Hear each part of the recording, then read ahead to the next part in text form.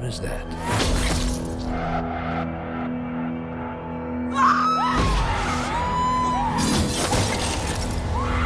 This wasn't a random attack.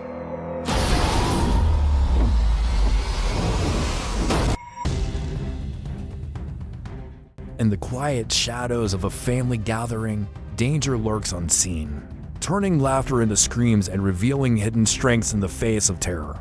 Asterisk, the Johnson family had not all been together in years.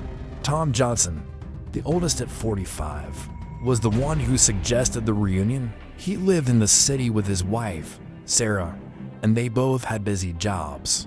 Tom taught history at a high school, spending his days talking about old wars and presidents to teenagers, who mostly stared at their phones. Sarah worked as a nurse in a big hospital, dealing with sick people all day, bandaging wounds and giving shots. They drove their old blue sedan up the winding road to the family house in the woods. The house was old, built by their grandfather, with wooden walls that creaked in the wind and a big porch out front. It sat on a large piece of land, surrounded by tall trees that blocked out much of the sky. As they pulled up the gravel driveway, Tom turned off the engine and sighed. "Finally here," he said. Sarah nodded, stretching her arms. "The drive was longer than I remembered. My back hurts." They got out and started unloading bags from the trunk. Tom carried the heavy suitcase with clothes, while Sarah grabbed the cooler full of food. They brought sandwiches, fruits, and some beers for the adults. The air smelled fresh, like pine and earth, but there was a faint dampness from recent rain. Birds chirped in the branches, and far off, a squirrel scampered up a tree. Inside, the house was just as they left it last time. The living room had a big fireplace, dusty now since no one had used it in months. The furniture was old but comfortable. A worn couch, armchairs, and a coffee table with scratches from years of kids playing. Tom flipped on the lights, and the bulbs hummed to life. Sarah went to the kitchen to put away the food. The kitchen was simple, with white cabinets, a gas stove, and a fridge that made a low buzzing sound. She arranged the apples and bananas in a bowl on the counter, then wiped down the surfaces with a cloth she found in a drawer. "We should clean a bit before the others arrive," she called to Tom. He agreed and started sweeping the floor with a broom from the closet. Dust bunnies rolled across the wooden planks. About an hour later, the next car arrived. It was Lisa, Tom's sister, 42, with her husband Mike and their two kids, Ben, who was 10, and Amy, who was 8. Lisa worked in an office as a secretary, typing reports and answering phones all day. Mike was a construction worker, building houses and fixing roofs, his hands rough from tools. The kids jumped out of the minivan first, running around the yard. Ben kicked a rock, and Amy picked flowers from the edge of the woods. "Be careful, don't go too far," Lisa yelled. Mike hauled out their bags, duffels with clothes, a bag of toys for the kids, and some snacks. They all hugged in the driveway. "Good to see you, brother," Lisa said to Tom, squeezing him tight. Sarah hugged the kids, who squirmed a little. "You've grown so much," she said. Inside, they settled. The kids claimed the bunk beds in one of the upstairs rooms, arguing over who got the top bunk. Ben won, climbing up like a monkey. Lisa helped Sarah in the kitchen, unpacking more food chips, soda, and ingredients for a big dinner. "I brought stuff for spaghetti," Lisa said. "Everyone likes that." Mike sat in the living room with Tom, cracking open beers. They talked about sports. "The team's doing terrible this year," Mike grumbled. Tom nodded. "Yeah, they need a new coach." The conversation was easy, like old times. The sun was high now, warming the house. They opened windows to let in fresh air, and a breeze rustled the curtains. No one noticed how quiet the woods were. No cars passing, no neighbors nearby. The nearest town was miles away. Lisa suggested a walk. "Let's show the kids the old trail," she said. So they all put on shoes and headed out. The path was narrow, covered in leaves and roots. Ben and Amy ran ahead, picking up sticks and pretending they were swords. "En garde," Ben shouted. The adults walked slower, chatting. Sarah talked about a patient at work who recovered from a bad illness. It makes the job worth it, she said. Mike complained about his boss making him work overtime. Guy's a jerk, he muttered. Tom pointed out birds of blue jay here. A cardinal there. Erin and Paul weren't here yet, but they texted they were on the way. Back at the house, they had lunch, simple sandwiches from the cooler, ham and cheese on white bread with mustard and lettuce. They ate at the picnic table outside, under the trees. Flies buzzed around, and Amy swatted them away. Gross, she said. After eating, the kids played tag in the yard, laughing and yelling. The adults cleaned up, washing plates in the sink with hot water and soap. Bubbles foamed up, and Lisa dried with a towel. This place needs updating, she said, looking at the faded wallpaper. Tom shrugged. It's got character. Finally, around afternoon, Paul arrived. He was the youngest, 35, a mechanic who fixed cars in a garage. His hands were always a bit greasy, even after washing. With him was his new girlfriend, Erin, 32. She worked at a gym, teaching fitness classes, her body fit and strong from workouts. Paul drove a pickup truck, pulling up with a honk. Everyone came out to greet them. Hey, family, Paul called, hugging Tom and Lisa. Erin smiled shyly, shaking hands. Nice to meet you all, she said. Her voice was calm, steady. They asked how they met. At a coffee shop, Paul said. She spilled her drink. I helped clean it up. Erin laughed softly. Clumsy me. They brought their bags inside. Paul and Erin took the guest room upstairs, with a double bed and a window overlooking the woods. Erin unpacked neatly, folding clothes into drawers. Paul tossed his stuff on the floor. I'll sort it later, he said.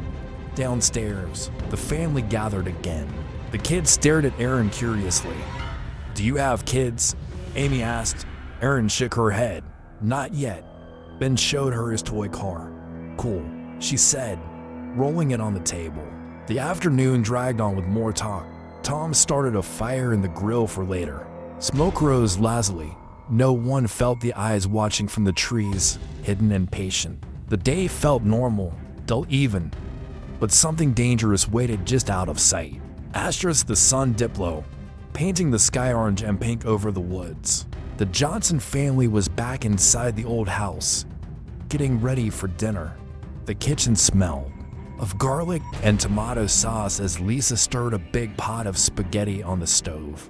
The water bubbled, steam rising, and she added a pinch of salt. Sarah was next to her, slicing cucumbers and tomatoes for a salad. The knife made soft thuds against the cutting board. This is going to be a good meal, Sarah said, wiping her hands on a towel. Lisa nodded, but her eyes flicked to the window. The woods looked darker now, the trees like tall shadows standing still. Tom was outside at the grill, flipping steaks. The sizzle of meat filled the air, and smoke curled up. He sipped a beer, watching the flames. Mike joined him, leaning against the porch railing. Nice night, Mike said, but his voice was flat. He scratched his arm, looking toward the trees. Feels quiet, though, too quiet. Tom laughed it off. You're just used to the city. Out here, it's peaceful. Mike shrugged, but he kept glancing at the woods, like something caught his eye inside. The kids, Ben and Amy, sat at the dining table, playing a card game. You're cheating, Amy yelled when Ben won a round. He stuck out his tongue. Am not, Lisa called from the kitchen. Play nice, you two. Paul helped set the table, laying out forks, knives, and napkins. Erin offered to help, but Lisa waved her off. You're a guest. Relax. Erin smiled but didn't sit. She walked to the living room, looking out the big front window. Her eyes scanned the yard, then the tree line. For a moment, she stood still, like she was listening for something. Paul noticed. You okay? He asked. She nodded quickly. Yeah, just taking it all in. The family finally sat down to eat. The dining room was cozy, with a wooden table and chairs that creaked when you moved. A chandelier hung above, its light dim and flickering slightly. Lisa served the spaghetti, piling it high on plates. Sarah passed around the salad bowl. Tom brought in the steaks, slightly charred but smelling good. Mike poured wine for the adults, though Erin stuck to water. "Don't drink much," Mike asked her. She shook her head. "Not tonight." Her voice was calm, but she sat straight, like she was ready to move at any second. Dinner talk started slow. Tom told a story about a kid at school who tried to cheat on a test by writing answers on his shoe. "Kid thought I wouldn't notice," he said, laughing. Sarah shared a hospital story about a patient who kept sneaking candy despite being on a diet. "He hid it under his pillow," she said, shaking her head. Lisa complained about her office job again. "My boss emails me at midnight." "Midnight? Who does that?" Mike rolled his eyes. "Tell him to shove it." The kids giggled at that. Ben talked about his soccer team, how he almost scored a goal last game. Amy said she wanted to join dance class. The chatter was normal, boring even, filling the room with familiar noise. But small things fell off. The chandelier flickered again, making shadows dance on the walls. Amy noticed first. "Why is the light doing that?" she asked. Tom shrugged. "Old wiring. This house is ancient." He got up and tapped the light switch. It steadied. Outside, a branch snapped loudly. Everyone paused. "Just the wind," Sarah said, but her voice was tight. Paul looked at Erin, who was staring at the window again.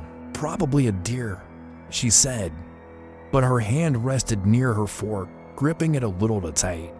They kept eating. Mike told a story about a construction site where they found an old toolbox buried in the dirt. It had rusty nails and a hammer inside. "Creepy, right?" Lisa shivered. "Don't tell ghost stories, Mike." The kids leaned in, eyes wide. "Tell it," Ben said. Mike grinned and started making up a tale about a ghost worker haunting the site. The kids laughed, but Sarah looked uneasy. She glanced at the window, too, like she felt something watching. After a while, they cleared the plates. The kids begged to go outside and play in the yard. "It's too dark," Lisa said firmly. Ben groaned. "It's not even that late." But Lisa shook her head. "You stay inside." They slumped back to the table, pulling out their card game again. Tom and Mike decided to clean the grill outside. Sarah and Lisa washed dishes in the kitchen, the sink water splashing. Paul and Erin offered to tidy the dining room. As Erin stacked plates, she paused by the back door. It was glass, showing the dark yard beyond. She stared into the blackness for a long moment. Paul touched her arm. "What's wrong?" She shook her head. "Nothing. Just thought I saw something." The adults decided to watch a movie later. Tom rummaged through a box of old DVDs in the living room. "We've got comedies, some action stuff," he called. The kids wanted a superhero movie. Mike groaned. "Those are so loud." But he gave in. They set up blankets and pillows on the couch. Sarah popped popcorn in the microwave, the smell filling the house. Everything seemed normal again, but the air felt heavy, like before a storm. Erin sat near the edge of the couch, her eyes flicking to the windows every few minutes. No one else noticed the faint scratch at the back door, like a nail dragging across wood. The living room was warm with the glow of candles and the TV flickering. With the opening credits of the superhero movie, the kids, Ben and Amy, sprawled on the floor with blankets, munching popcorn from a big bowl. Their eyes were glued to the screen as explosions lit up the room. Tom sat on the couch, his arm around Sarah, who leaned into him, still unsettled from the odd noises earlier. Lisa was in an armchair, sipping the last of her wine, while Mike slouched beside her, half watching the movie, half dozing. Paul and Erin were on the other end of the couch, Paul's hand resting on hers. Erin's posture was stiff, her eyes darting to the windows every few minutes. The house felt cozy but quiet outside, the woods swallowing all sound except the occasional rustle of leaves. The movie's volume drowned out most noises. But during a quiet scene, A low thud came from upstairs. Ben looked up. "What was that?"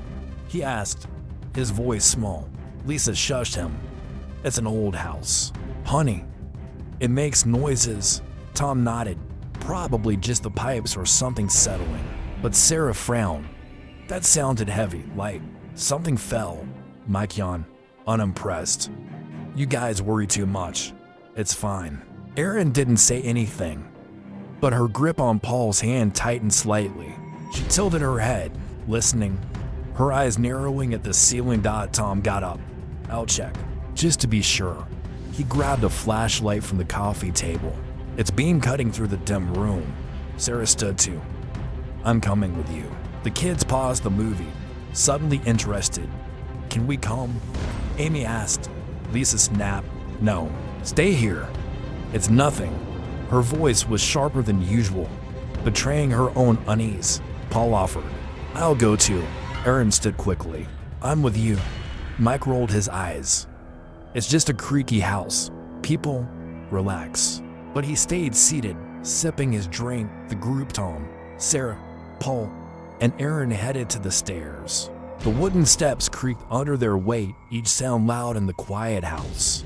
The flashlight beam danced on the walls, showing faded wallpaper. With a floral pattern upstairs, the hallway was long, with doors to bedrooms and a bathroom. The air felt cooler here, musty. Tom pointed the light at each door. "Let's check the rooms." They started with the kids' room, where the bunk bed sat untouched. Nothing seemed out of place, just toys scattered on the floor from earlier. The guest room, where Paul and Erin were staying, was neat, Erin's bag carefully packed. Paul's clothes in a messy pile. In the master bedroom, Tom's old room. They found nothing unusual either. The bed was made, the closet door closed. Sarah opened it, revealing old coats and boxes of junk. "See, nothing," Tom said, but his voice wasn't as sure as before. Erin walked to the window, peering out. The yard below was dark, the trees blending into a black wall.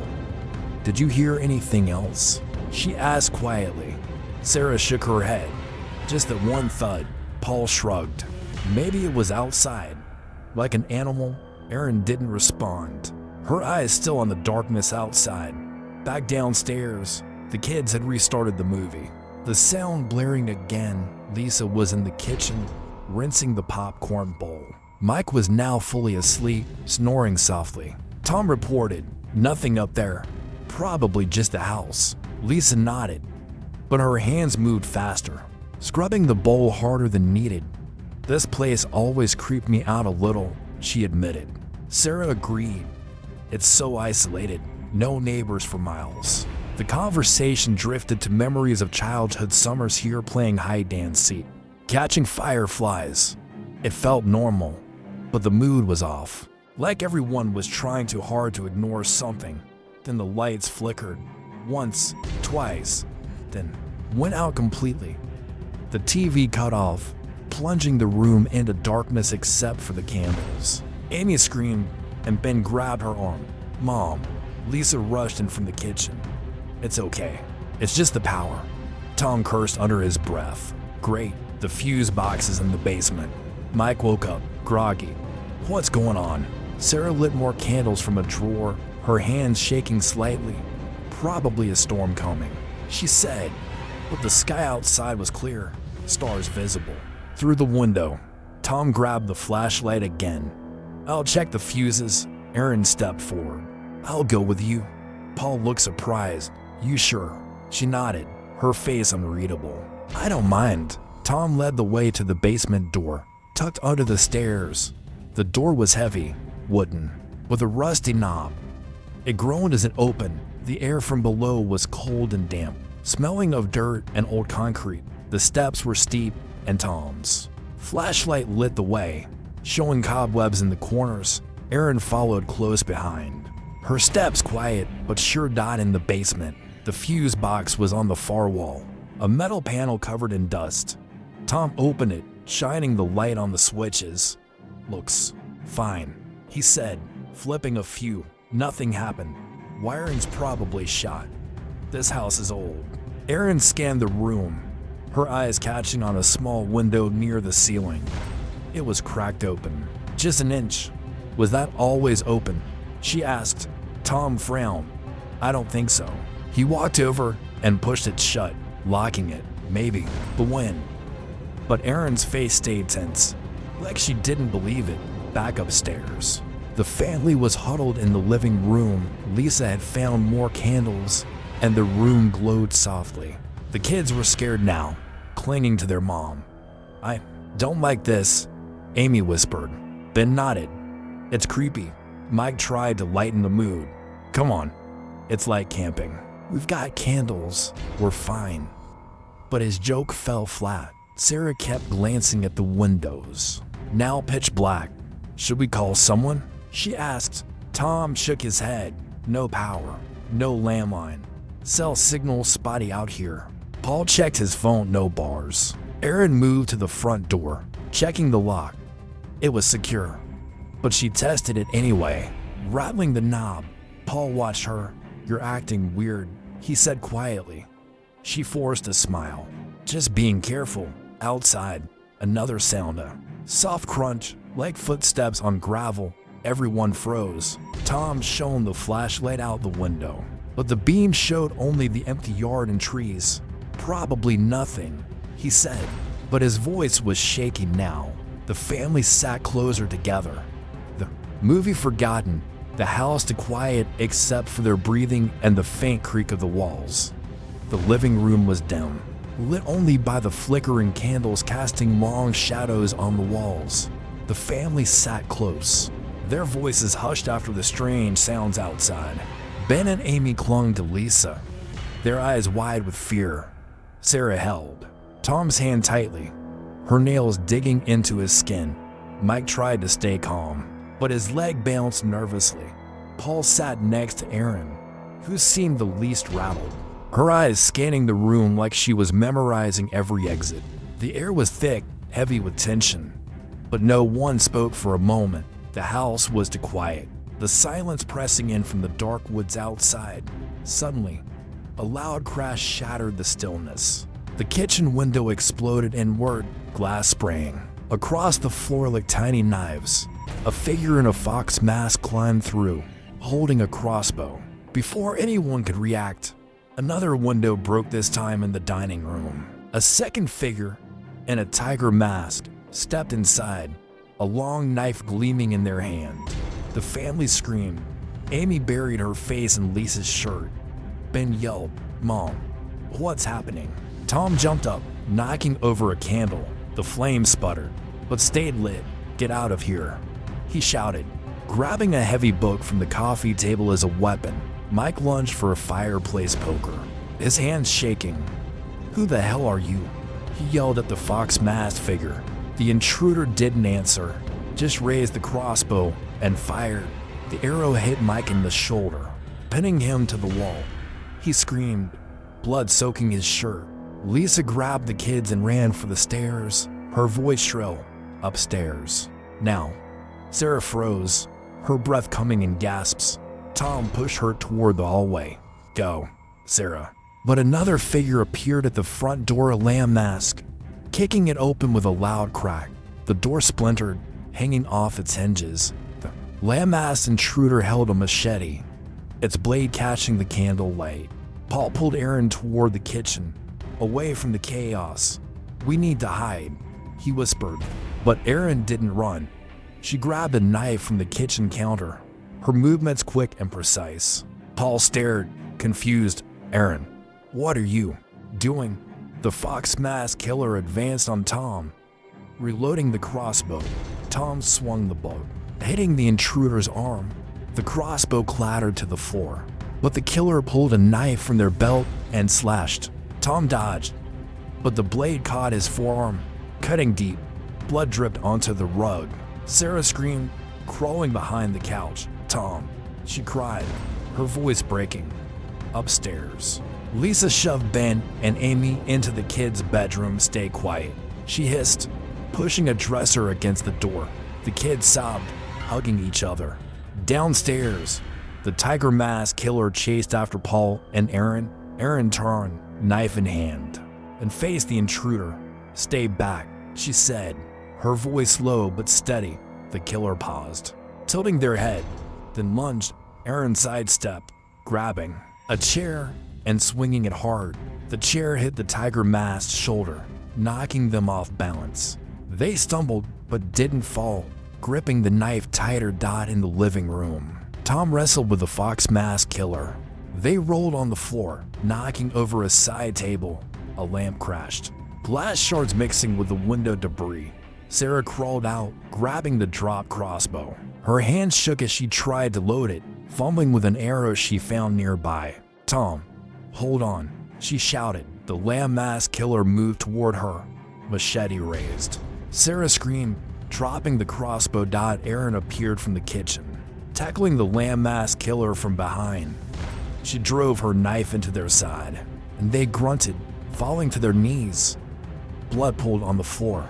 Paul stood frozen, his eyes wide. "Erin, how?" She didn't answer, pulling the knife free and wiping it on her jeans. "Get upstairs," she told him. "Now." Paul nodded, running for the stairs. Upstairs, Lisa heard the chaos below. The dresser shook as someone pounded on the door. "Open it." A muffled voice growled. Ben whimpered, and Amy covered her mouth to stop a scream. Lisa grabbed a baseball bat from under the bed, her hands trembling. "Stay behind me," she whispered to the kids. The pounding grew louder, the door cracking. Back downstairs, Tom kicked the fox mask killer off him, his arm bleeding badly. He staggered to his feet, helping Sarah up. Erin faced the tiger mask killer, who was back on their feet, knife slashing wildly. She dodged, her movements sharp, like she'd done this before. She grabbed the skillet from the kitchen floor and swung it, hitting the killer's head. The mask cracked, and they dropped, unconscious. The house was a mess, broken glass, blood, overturned furniture. Mike groaned, still pinned to the wall by the arrow. Sarah ran to him, trying to stop the bleeding with a towel. Tom leaned against the wall, panting. Erin stood in the center of the room, knife in one hand, skillet in the other. "There might be more," she said, her voice calm but firm. The family looked at her, shocked. The sounds of banging upstairs grew louder, and Lisa's scream echoed down. The nightmare was far from over. The house was chaos, broken glass crunched underfoot, blood stained the floor, and the air smelled of sweat and fear. Candlelight flickered, casting eerie shadows as the family struggled to process the attack. Mike groaned, slumped against the wall, the arrow still lodged in his shoulder. Sarah pressed a towel to his wound, her hands shaking. "Hold on, Mike," she whispered, tears in her eyes. Tom leaned against the couch, clutching his bleeding arm, his face pale. Downstairs, the unconscious tiger mask killer lay sprawled, Erin's skillet beside them. The lamb mask killer was dead, blood pooling around their body. The fox mask killer had vanished, likely retreating during the fight. Upstairs, Lisa's screams and the banging on the bedroom door echoed through the house. Erin stood in the center of the living room, knife in one hand, skillet in the other. Her face was calm, but her eyes were sharp, scanning every corner. Paul stared at her, his voice shaky. "Erin, how did you do that?" She glanced at him, her expression hard. "I was in the army for 5 years, survival training. Learned to fight, to stay alive." Paul blinked, stunned. "You never told me." Erin shrugged. "Didn't think I'd need to." Tom, panting, looked at her with new respect. "We're lucky you're here. But what do we do now?" Erin pointed to the stairs. "We get to Lisa and the kids. There's at least one killer left. Maybe more." Sarah shook her head, her voice trembling. "We should hide. Wait for help." Erin's tone was firm. "Help's not coming. No signal. No power. We fight or we die." They moved toward the stairs, Erin leading. She grabbed the dropped crossbow from the floor, checking it. Quickly, it had one arrow left. Tom picked up the fireplace poker Mike had dropped, gripping it despite the pain in his arm. Sarah helped Mike stand, supporting him as he limped. "I'm fine," he muttered, but his face was gray. sweat beading on his forehead. Paul stayed close to Erin, his hands empty, looking lost. "Stay behind me," Erin told him. He nodded, swallowing hard. Upstairs, the banging on the kid's bedroom door stopped suddenly. Silence was worse. It felt like the killer was waiting. Erin crept up the stairs, her steps silent, the crossbow raised. The hallway was dark, lit only by Tom's flashlight, which he held shakily. The beam showed the dresser pushed against the bedroom door, now splintered from the attack. Lisa's voice came through, hoarse. "Who's there? Don't come closer."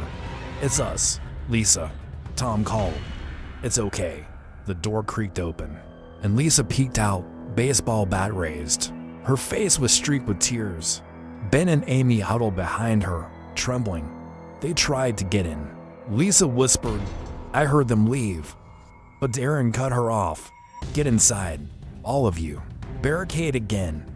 I'll check the hall." Lisa hesitated, then nodded, pulling the kids back. Tom and Sarah helped Mike into the room, easing him onto the bunk bed. He groaned. Clutching his shoulder, Sarah found a first aid kit in the bathroom, ripping it open to bandage his wound. "We need a doctor," she said, her voice breaking. Tom shook his head. "No way out yet. We have to hold on." Erin moved down the hall, crossbow ready. Paul followed, whispering, "Be careful." She didn't respond, her focus on the shadows. The master bedroom door was ajar. She nudged it open with her foot. The room was empty, but the window was wide open, curtains fluttering. "They're moving outside," she said quietly. She closed and locked the window, then checked the other rooms. All clear. For now.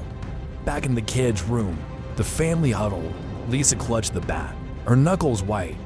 Ben and Amy sat on the floor, holding each other. "Are we gonna die?" Amy whispered. Lisa forced a smile. "No, sweetie, we're okay." But her eyes darted to the door. Mike tried to sit up, wincing. "What do these freaks want?" He muttered. No one had an answer.